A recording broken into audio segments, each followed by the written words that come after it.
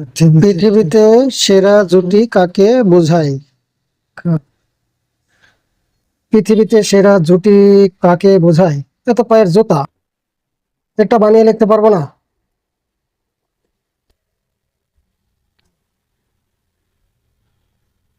পৃথিবীতে সেরা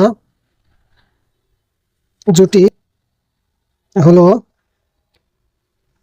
দুই পায়ের জুতা, যা একটি